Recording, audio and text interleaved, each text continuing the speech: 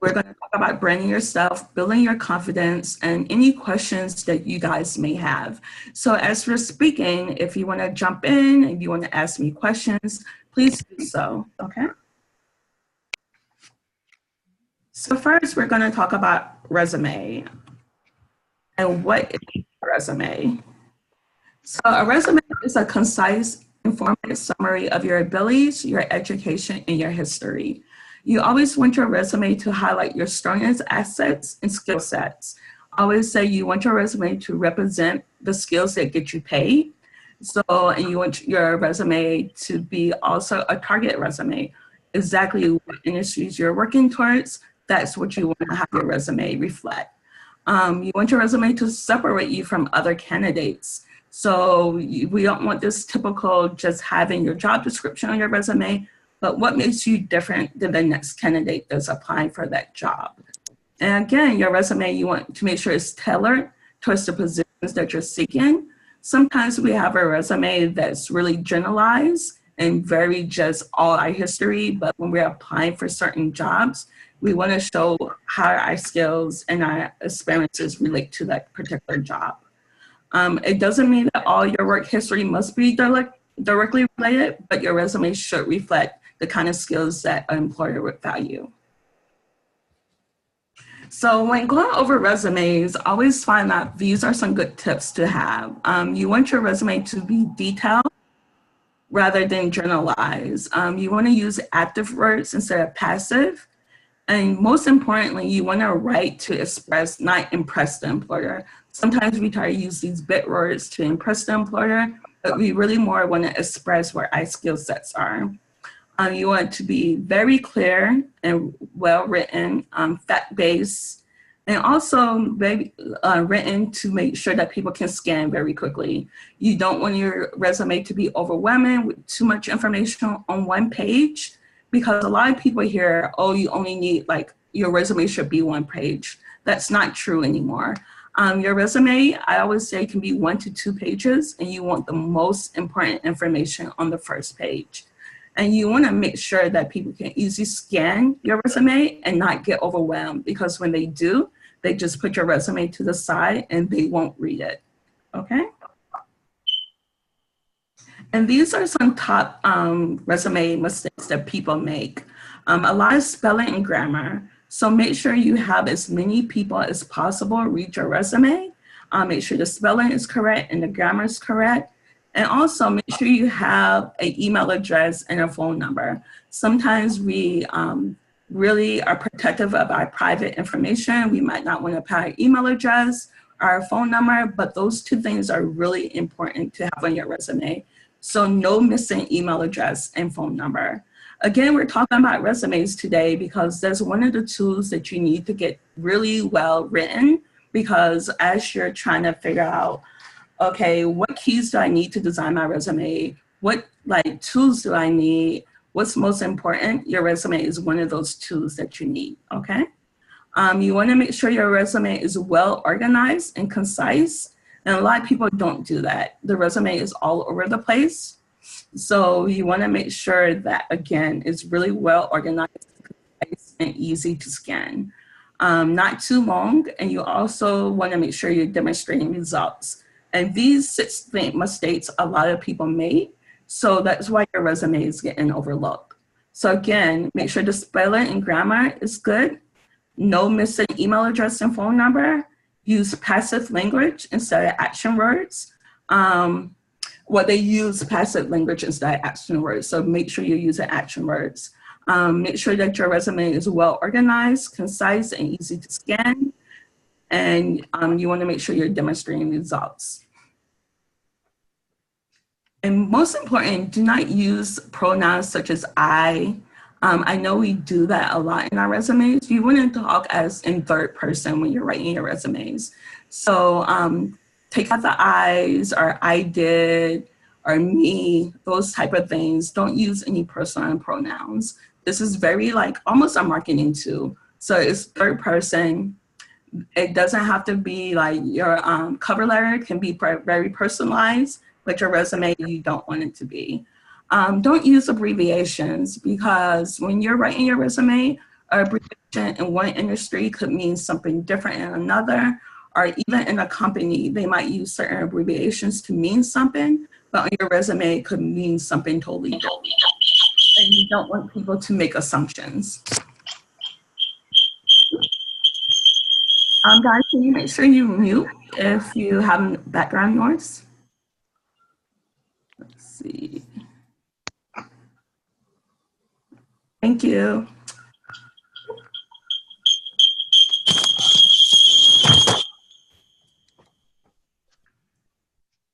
I'm just gonna mute, I'm gonna mute everyone, but if you have any questions, you can unmute yourself, okay? Thank you.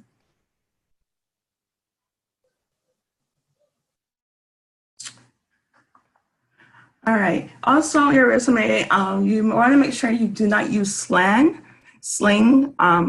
Again, like you wanna make sure you're writing not as though you're speaking.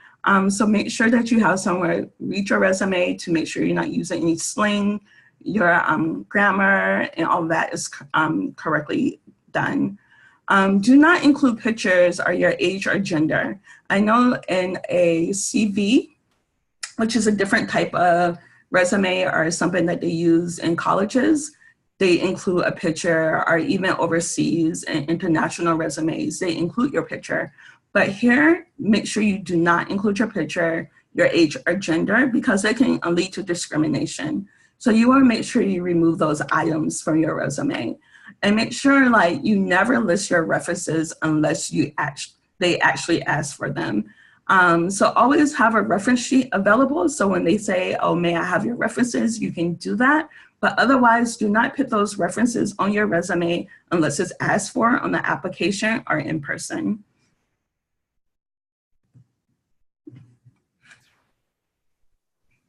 And as we go through, please let me know if you have any questions. You can always write your questions in the comment section and I will review them, okay?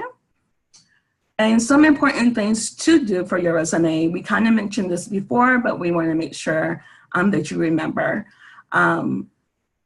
Be consistent in your formatting.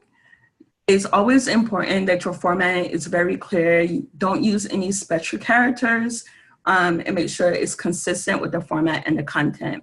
So if you're doing, say, all your work experience first, make sure it's all there and be consistent.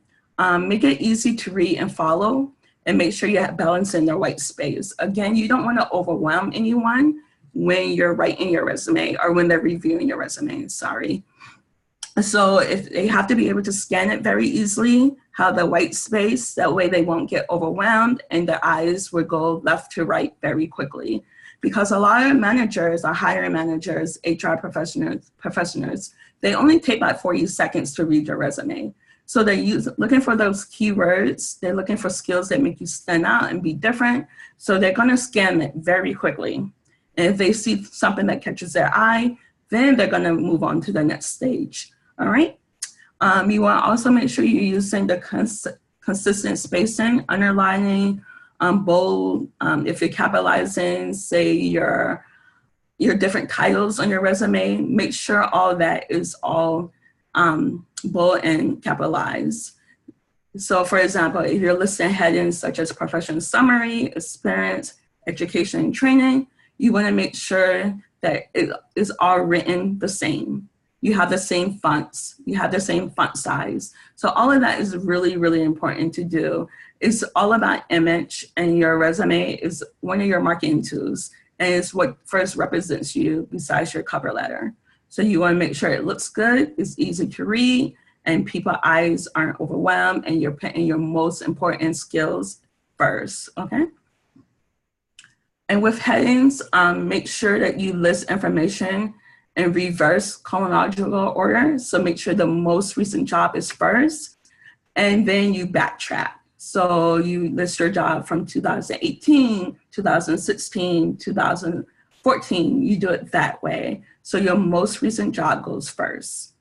And avoid any information gaps, such as missing year. So if you are missing like gaps, or if you have gaps in your resume, make sure you can be able to explain that in an interview if they do ask.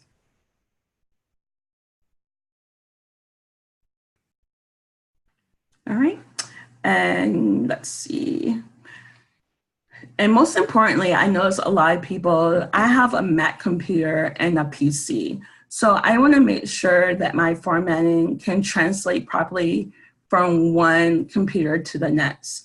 And a lot of people, when you're using special fonts or different characters that may not be for a PC versus a Mac, it loses formatting, right? And you're like, my resume looked really, really good. And then I sent it over and the formatting was completely messed up.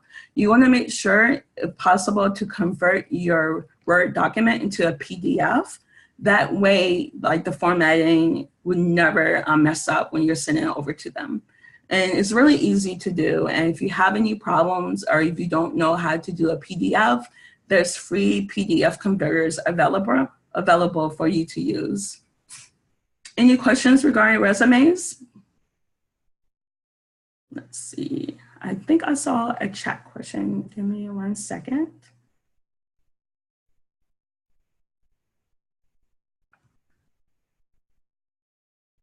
So if you have any questions, please let me know. Hello, Shamika? Yep. Hi, I was curious, what is passive language versus action language? Yeah, so passive language is like, I'm sorry, repeat that. I got the passive part. What was the versus? Action language. Action. So action language is you did, like, instead of saying I, but you achieved, or, you know, I coordinated. Those are action languages, right? Passion language is maybe something that you've done. For example, I'm just trying to pull up a resume to give you a really good example.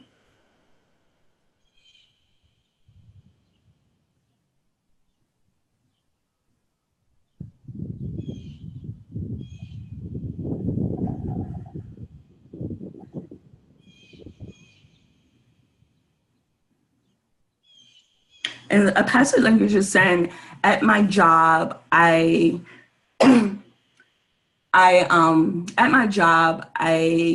work with two people, you know, instead of saying, you know, I was a team player, you know, so you have to switch it up. So it's a little different. It's really hard to explain because they're very similar.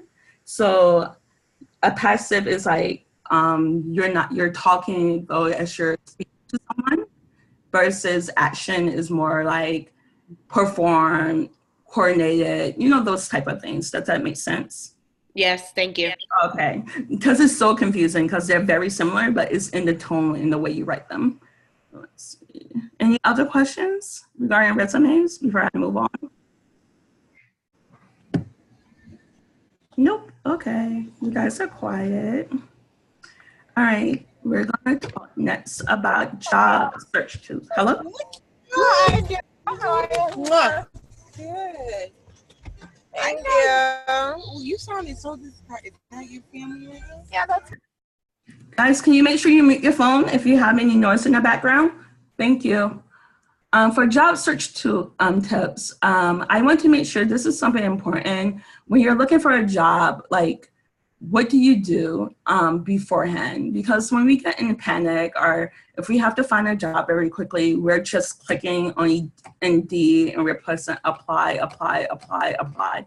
You know, we're not really reading the job descriptions and making sure that we're identifying what jobs you actually want to apply for, and understanding why you qualify and that you're interested in the jobs. So these are some tips that you can use prior to job searching, or even when you're job searching. So making sure you have a clear understanding of the jobs that you're interested in and what makes you qualify for those jobs. Because as you're just pressing apply on Indeed, which is really easy to do, right?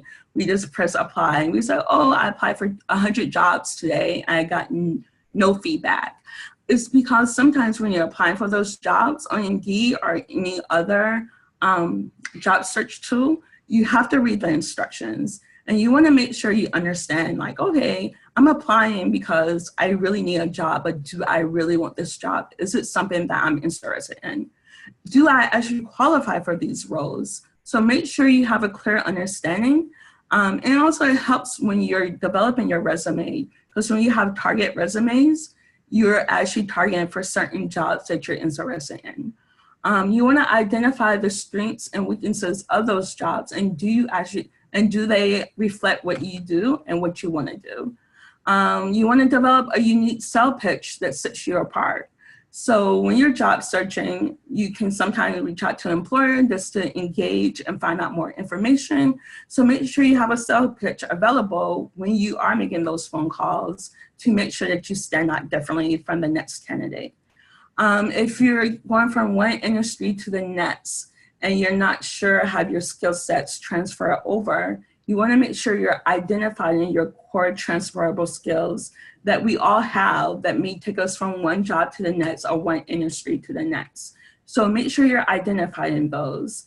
You want to identify main companies and positions that you're interested in. I know when you're job searching, it gets really tough and you just want to apply and you want a job tomorrow. But really do the research, understand the company, understand the positions.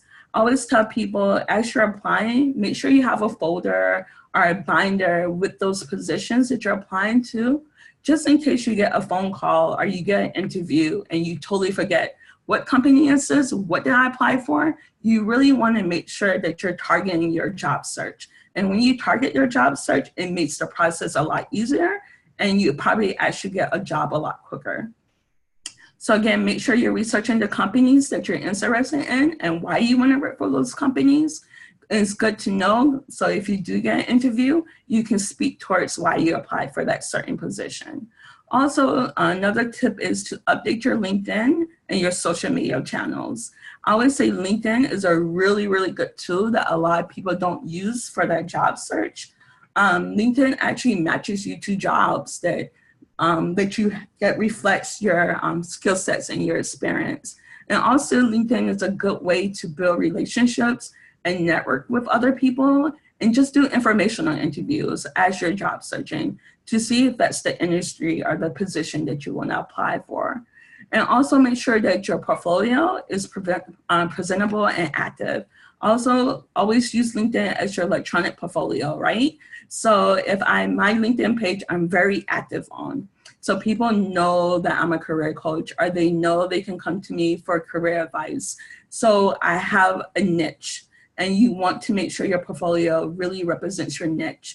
So if you have like references, like paper references, or you have articles or pictures of whatever the case may be to build a portfolio and show your experience and show your accomplishments, make sure that's in order and get that organized now while you're job searching. So we talked about references a little bit to make sure that they're not listed on your resume, but really it's important to gather your references in advance, have personal and professional references together. So when you're actually, when you're job searching, you want to reach out to your professional references and your personal references and let them know that you're looking for a new job. And is it okay to use them as a reference? Sometimes we make assumptions because we worked with someone in the past or they're a close friend that they're going to give us a really good reference. They may or may not. So you want to talk to them in advance and you want to let them know, I'm looking for jobs. These are the type of positions I'm applying for. Actually, and if you know of any positions, can you let me know? Because you want to give them a heads up. I recently had Whole Foods call me for a reference. And I'm like, who are they talking about? I have no clue who this person is. And I actually really didn't call back Whole Foods because Whole Foods didn't tell me the person's name and who they're calling on behalf of. So you can lose out on references if you're not giving them heads up that you're job searching. So it's so important to build relationships with your references. Let them know, like, I'm job searching, and don't just use them as a reference. Build relationships, talk about career goals, or, that way they can know your experience, they know your portfolio, they know what you're good at. So building those relationships in advance will help you if you do use them as a reference. And when to submit your references, if the job application asks for the references, that's when you submit it, or only after the interview and they ask you for your references. And once they ask you for your references, give the people who are listed a phone call and let them know that they may be getting a phone call or email soon. And once they do use you or give you a good reference, express gratitude, because you never know when you're going to use them again. Send a thank you card, or call them and just really thank them for giving you a good reference to potentially help you get the job. Because people don't want to feel like you're using them just for your job search. So again, keep building those relationships, keeping them engaged. Let them know about your career goals, what accomplishments you have made. You want your personal and your professional references to really know you as a person.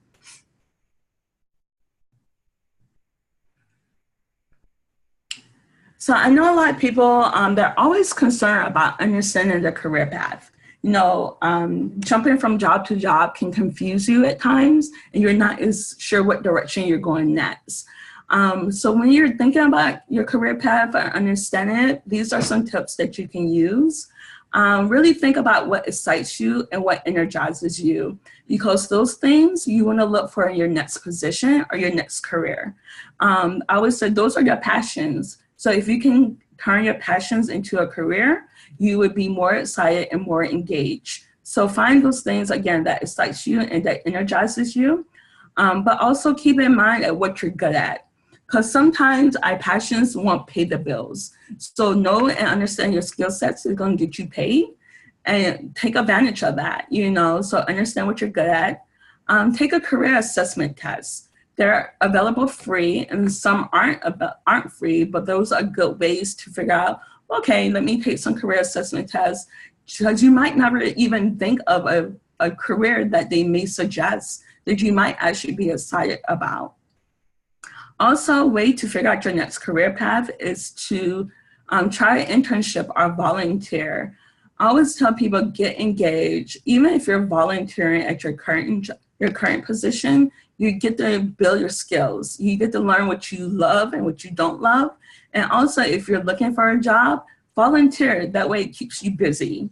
It keeps you active. It keeps you engaged, and it's building your skills as you're looking for that next job. So you can stay in a routine. And when you stay in your routine, it's a lot easier and it's less stressful while you're looking for a position. If you can, internship, look for paid and unpaid internships. They are great ways to get your foot in the door in a company. They may not be hiring right then and there, but you never know as you're volunteering or interning what that can turn into, and that can actually turn into a full-time job. Another good way to understand your career path is find a mentor. Mentors are so important. They can help you, and they can give you advice or see ways that you can turn your career into a different industry, or turn your skill sets into a different industry. You never know. They can guide you. They may have relationships that you don't know about, and they can lead you and make connections that you may or may not be able to make on your own. I love conducting informational interviews.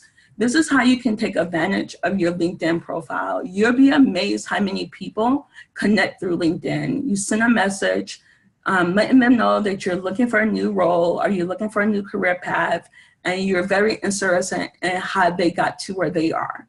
Do a virtual coffee. It doesn't have to be face-to-face. Ask them for virtual coffee to do an informational interview. Take up 15, 20 minutes, have your questions already listed out, get to know people and see how their career paths, how they got to where they are. Because a lot of people get non-traditional ways. I started off in corporate America. I went to nonprofit. I never thought, I would be doing career coaching as my business, plus working a job that reflects my passions and my goals. So you never know. Do those informational interviews. Take advantage of your LinkedIn connections. Just don't connect with people, and that's it. Connect, build relationships. In Rhode Island, if you're here in Rhode Island, it's so tiny, you can actually meet people for coffee. Explore unconventional careers. We all think, I'm gonna do retail, or I'm gonna teach, or I'm gonna be a lawyer, doctor, whatever, those careers that we all grew up saying, this is who I'm going to be. But are some amazing unconventional careers that are out there. So just do those explorations, explore, see what's available, see again how your transferable skills reflect in those careers. And I would say ask other people. People know you better than you know yourself sometimes because we're so judgmental of ourselves or we're so critical of ourselves, right? So ask other people in your network or in your family, what do they think? Or, what skills do you have that they see that you don't see? What type of jobs do they think you'll be good at? Because they may see something in you that you don't. So ask other people for advice when you're trying to figure out your career path. I always say also your gifts, your passions, plus your value can equal the perfect career. So really understanding your gifts, understanding your passions, looking at your values, and that can ultimately come to like the perfect career for you. So get to know self is really, really important as you're developing your career path. I did email out those who register in advance a career planning guidebook. Definitely answer those questions and look and see, it help you figure out what your strengths are, what your passions are, what your values. And as you're doing that and you're asking these tough questions of yourself, you're gonna understand what your career path is or what that next job is. Sometimes we hop from job to job or we're taking these different jobs and we don't know where it's gonna lead. So take some time and do some reflection.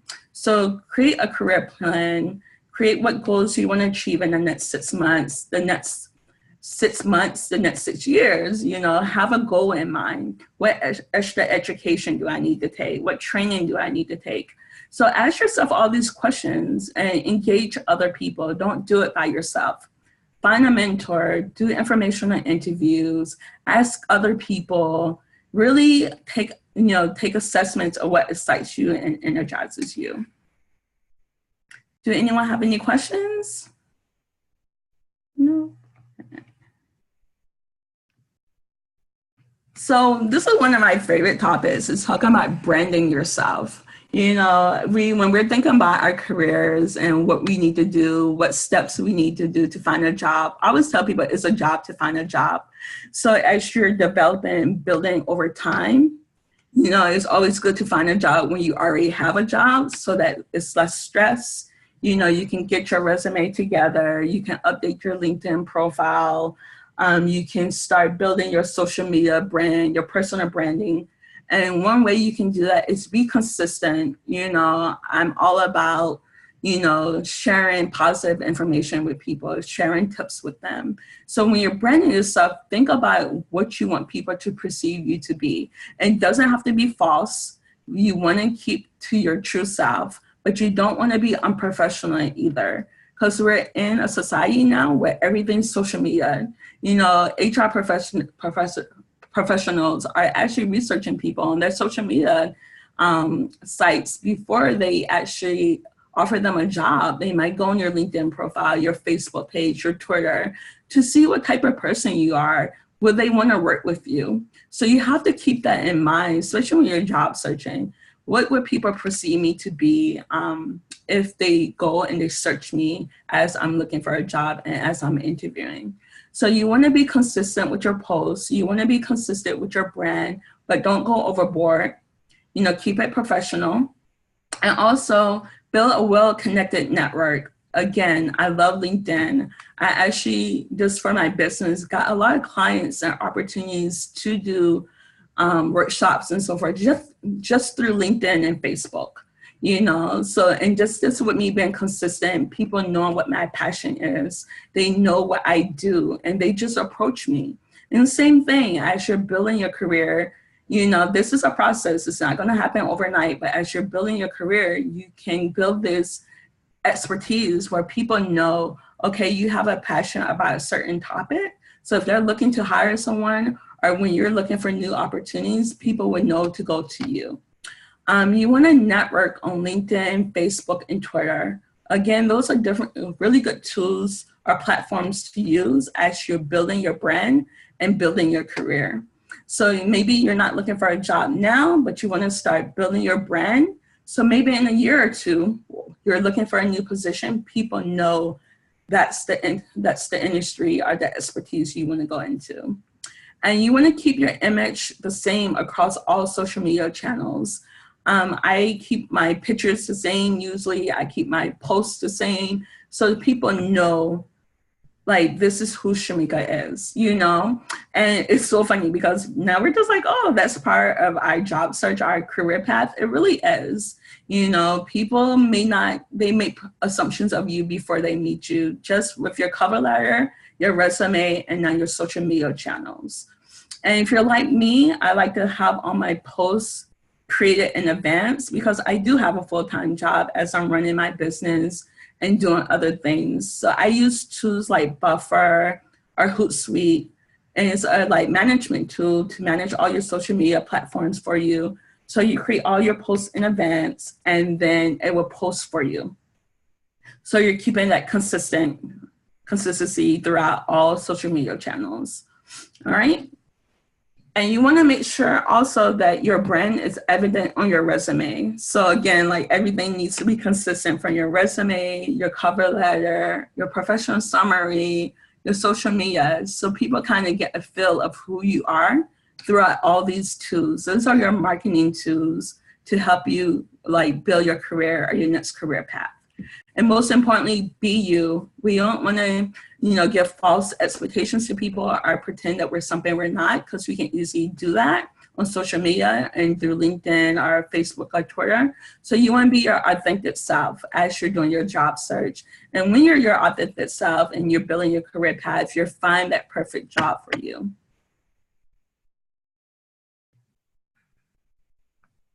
Oops. Any questions? Because we're going to wrap it up soon. So I want to make sure I capture any questions that you guys may have.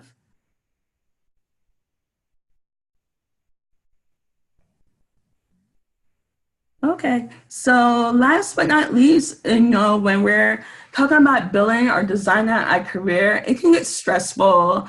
We can lose confidence very easily, especially when you're looking for a job and the job search is taking longer than you like. Or, or you're in a job that you're unsure of. So, you're losing confidence or you're not building your skills along the way. So I definitely want to give you some tools to use to build your confidence and understand, what you need to focus on as you're developing your career or you're transitioning from a new job. Or maybe you just want to update your resume and that's it. But these are some tools that you can use. So you want to always focus on what you can do. Not what you can't do, but what you can do. And right now you can create a powerful resume, cover letter, and practice your interviewing skills. So prepping yourself and being prepared for when you do get that interview. Envision yourself as the answer to someone's prayer. We always stress out and we think we're never going to find that job. But I always say, job search is like dating, right? You're looking for that person's looking for you. And you are the answer to someone's prayer for like a new company or a new hiring manager. So let that be your reminder as you're building your confidence, as you're job searching or looking for a new career path. Looking for a job is a big commitment. So you have to be patient with yourself. And knowing it may happen overnight, but usually it can take a few weeks or a few months to find that job. And you want to find the right job and not just take one job and not be happy in that and job hopping, right? We sometimes get into that, or we take a job and like thinking, oh my God, why did I take this job? I knew better. I saw the red flags. So, looking for a job is a big commitment and you want to be patient with yourself and listen to your inner voice and those red flags as you're job searching or as you're interviewing.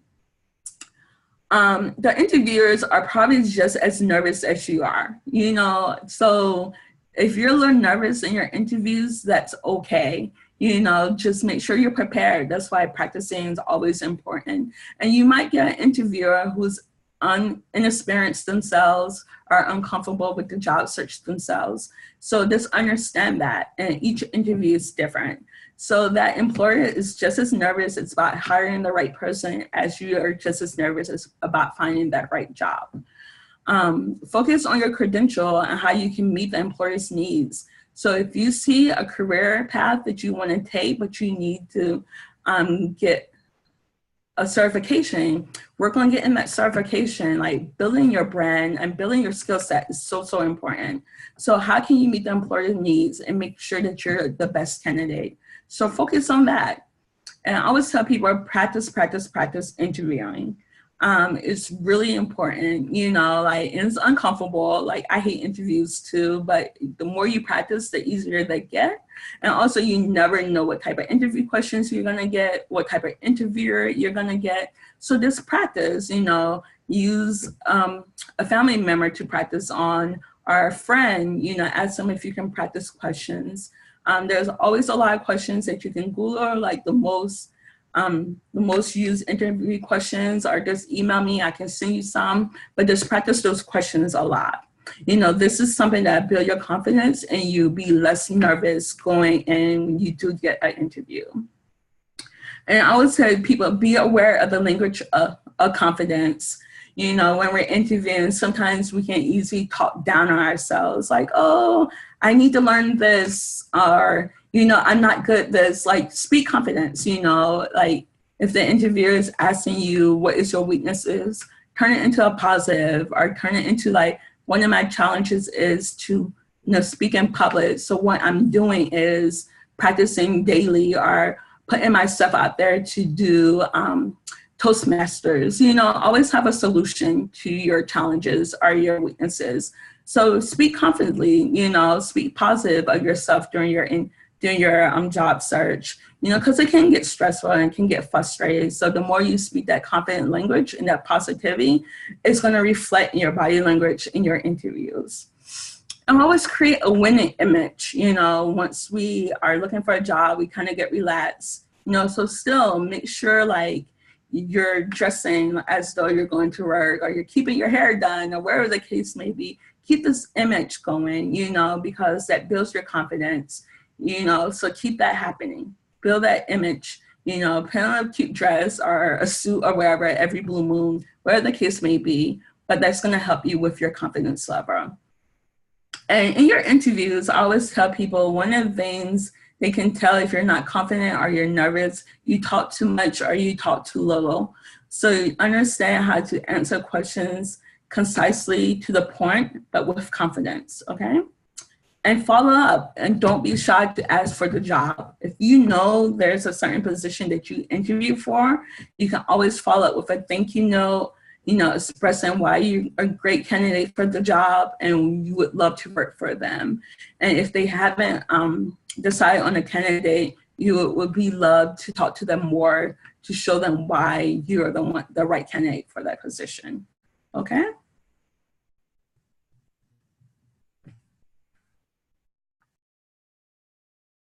So guys, ladies, do you have any questions? Because we're gonna wrap it up. I wanna make sure I'm capturing questions that anyone has. I wanna make sure that, you know, if you have any questions regarding your resume, or even just your personal branding or understanding your career path, this is a great opportunity to have that open discussion.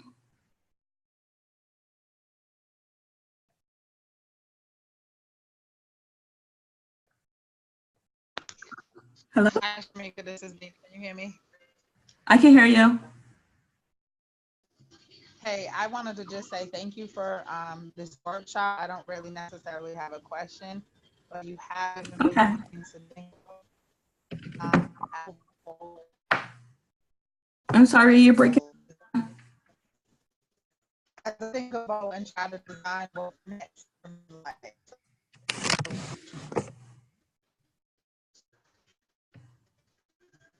I'm sorry, you broke up. Sorry, can you hear me?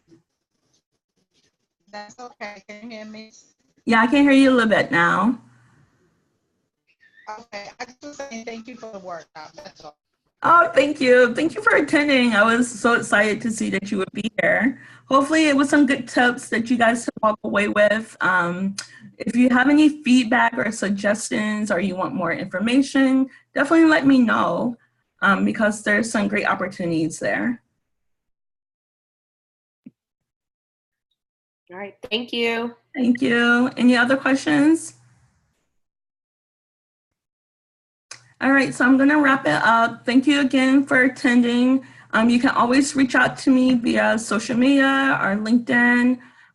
Also, you can just email me. I left my email contact information up, or you can just give me a phone call. You're welcome. Have a great night, ladies. I talk to you soon.